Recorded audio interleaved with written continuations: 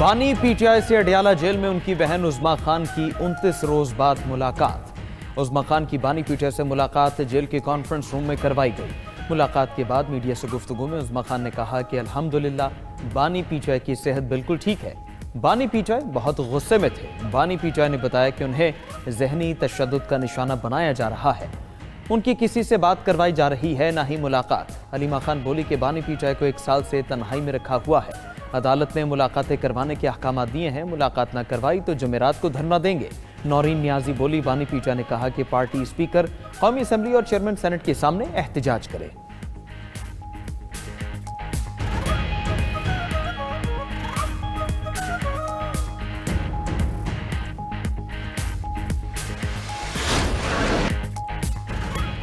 Parliament کے مشترکہ اجلاس میں قومی کمیشن برائے اقلیتی حقوق کا بل منظور۔ بل کے حق میں 160 اور مخالفت میں 79 ووٹ آئے۔ جے یو آئی کی مجوزہ ترامیم بھی بل میں شامل۔ بل کی منظوری پر اپوزیشن ارکان کا ایوان میں شدید احتجاج۔ اسپیکر ڈائز کے سامنے نعرے بازی، بل کی کاپیاں پھاڑ دیں۔ پیپلز پارٹی کے قادر پٹیل ووٹنگ کے دوران ایوان سے باہر چلے گئے۔ سینیٹر عبدالقادر اور ایمل ولی خان کی بھی بل کی مخالفت۔ وزیر قانون اعظم نذیر تارڑ نے کہا کہ اقلیتوں کے بل پر سیاست نہ کریں۔ بل سے قیدی نمبر 804 کو کچھ نہیں ہوگا۔ نائب وزیر اعظم اسحاق ڈار بولے قانون کو غلط رنگ دینے پر افسوس ہے۔ آپ نے قیدی نمبر 804 کی رہائی کے لیے جو کرنا ہے کر لیں، حساس معاملے پر سیاست نہیں کرنی چاہیے۔ چیئرمین سینٹ یوسف رضا گیلانی نے کہا کہ قومی پرچم میں سفید حصہ اقلیتوں کا ہے۔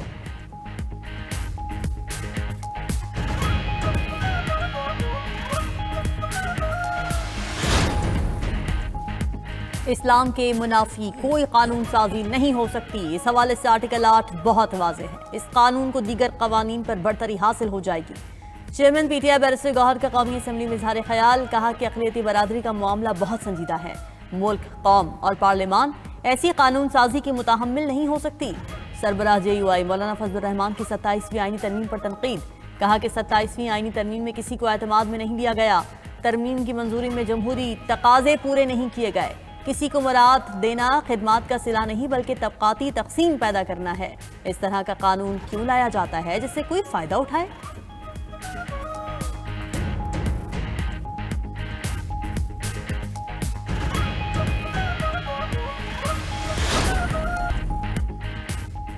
سیاسی مسائل کا حل سیاسی طور پر ہونا چاہیے۔ 3 سال ہو گئے، اب بس ہونی چاہیے۔ Chairman P T I barrister Gohar کی گورکھپور فیکٹری ناکے پر گفتگو، کہا کہ بانی پی ٹی آئی سب سے بڑی جماعت کے سربراہ ہیں۔ قومی اسمبلی سینٹ چاروں صوبوں میں ان کی نمائندگی ہے۔ بانی پی ٹی آئی سے بہن کی ملاقات پر خوشی ہے۔ اگر ملاقات پہلے کروا دی جاتی تو یہ حالات نہ ہوتے۔ بانی پی ٹی آئی سے بچوں کی بھی بات ہونی چاہیے۔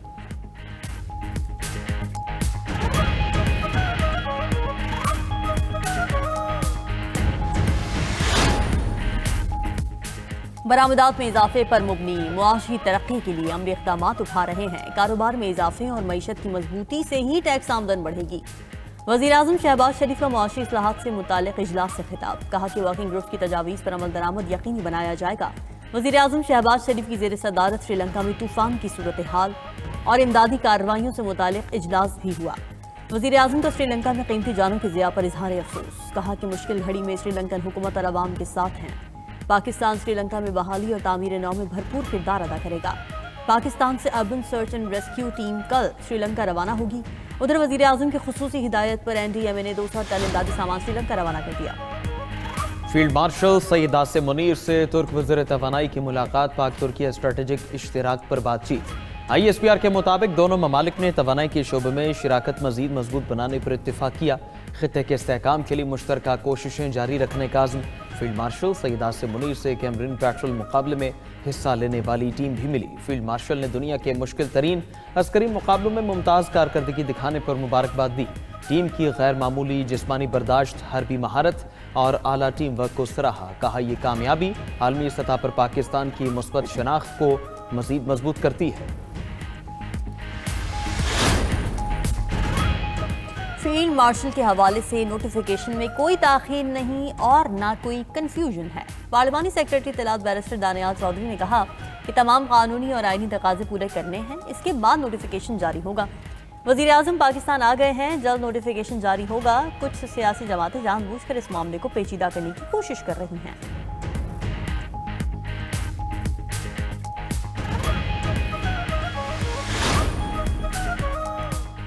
چیف جسٹس پاکستان جسٹس یحییٰ آفریدی کی زیر صدارت جوڈیشل کمیشن کا اجلاس۔ جسٹس میاں گل حسن کی سپریم کورٹ میں مستقل جج تعیناتی کی منظوری۔ بلوچستان ہائی کورٹ کے مستقل چیف جسٹس کے لیے جسٹس کامران خان ملاخیل کے نام کی منظوری۔ جسٹس ظفر احمد راجپوت کو سندھ ہائی کورٹ کا چیف جسٹس بنانے کا فیصلہ۔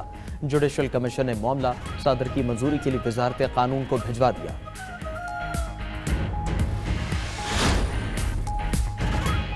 وزیر اعلیٰ مریم نواز نے ٹریفک قوانین کی خلاف ورزی پر کم عمر طلبہ کو گرفتار کرنے سے روک دیا۔ طلبہ کو 2 سال کی چھوٹ دے کر 16 سال کی عمر میں سمارٹ کارڈ اور موٹر سائیکل ڈرائیونگ لائسنس جاری کرنے کا فیصلہ۔ کم عمر طلبہ کے لیے آگاہی مہم چلانے کی ہدایت۔ ہیلمٹ نہ پہننے پر بھی پہلے وارننگ جاری ہوگی۔ مریم نواز کا کہنا ہے ٹریفک قوانین عوام کی حفاظت کے لیے بنائے جاتے ہیں، عوام کو اپنی عادتوں کو بدلنا ہوگا۔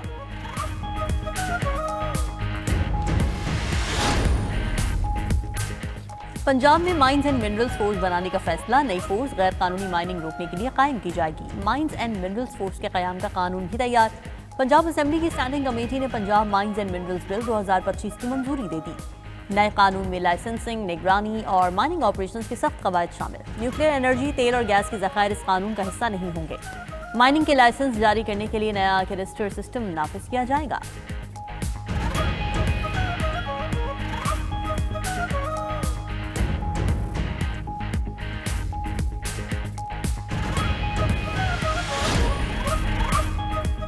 صدر ٹرمپ نے افغانستان سمیت 19 ممالک پر سفری پابندیاں عائد کر دی۔ ترجمان وائٹ ہاؤس کیرولائن لیوٹ نے کہا، گزشتہ ہفتے واشنگٹن میں افغان شہری نے دہشت گردانہ حملہ کیا۔ بائیڈن انتظامیہ سے غیر ملکی دہشت گرد کی درست جانچ میں ناکام رہی۔ قومی سلامتی کو نقصان پہنچانے والے ہر فرد کو ملک بدر کر دیا جائے گا۔ صدر ٹرمپ افغانستان سے آنے والوں کی درخواستوں کا جائزہ لے رہے ہیں۔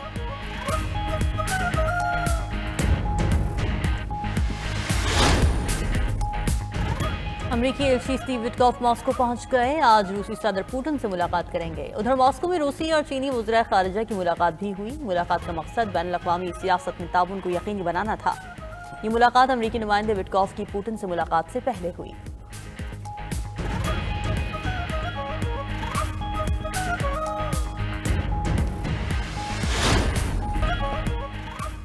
چین نے نگرانی کے لیے بھارتی سرحد پر روبوٹ تعینات کر دیے۔ پہاڑی علاقوں میں انسان نما روبوٹ کی تعیناتی کی ویڈیو بھی سامنے آ گئی۔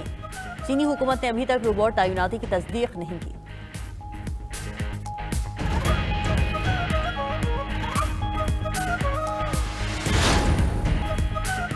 جنوب مشرقی ایشیائی ممالک میں سیلاب کا قہر۔ بدترین سیلاب سے ہلاکتوں کی تعداد 1300 سے زائد ہو گئی۔ 900 افراد لاپتہ۔ انڈونیشیا میں 744 افراد ہلاک ہوئے، 504 لاپتہ ہیں۔ تھائی لینڈ میں 181، ملیشیا میں 3، سری لنکا میں 410 اور بھارت 3 ہلاکتیں رپورٹ۔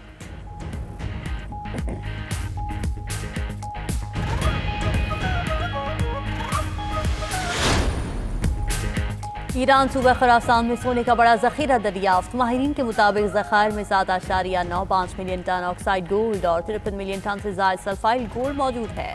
نئی دریافت ایران کی معدنی دولت میں اضافہ کرے گی۔